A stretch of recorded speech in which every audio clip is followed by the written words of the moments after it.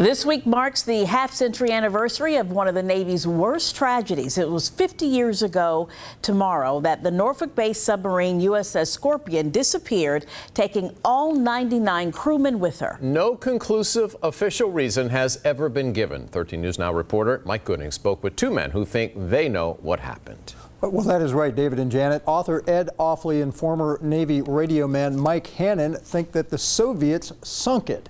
They believe that the truth needs to come out, and after all this time, the families deserve answers.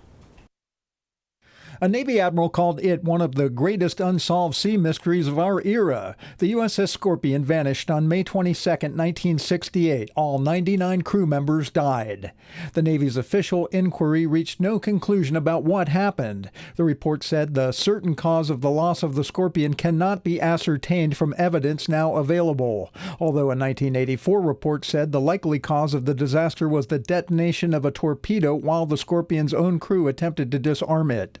There always was evidence of a Soviet attack. Former Ledger Star columnist Ed Offley wrote a book, Scorpion Down, in 2007 and has since done some more digging. After interviewing two former Navy radio men, Offley believes the Scorpion was sunk during an underwater skirmish with a Soviet sub. They heard what the guys were telling each other, and what they were telling each other was that a Soviet submarine had sunk the Scorpion.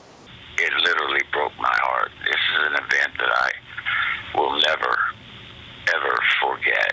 Former radioman Second Class Mike Hannon of Snellville, Georgia, was on duty and saw much of the high-level top-secret cable traffic involving the Scorpion 50 years ago. He told Offley and me that he has no doubt the Scorpion was attacked. A Soviet submarine was detected leaving the area at a high rate of speed. And so that led you to conclude that the Russians did it? Yeah, absolutely. That's my conclusion, and I will believe that until the day I die. And I reached out to the Navy's Chief of Information Office at the Pentagon to see if there was any new light to be shed upon the Scorpion case. I'm still awaiting a call back. Meanwhile, the Chief of Naval Operations, Admiral John Richardson, will be the keynote speaker at a private memorial service for the Scorpion this Saturday at Naval Station Norfolk.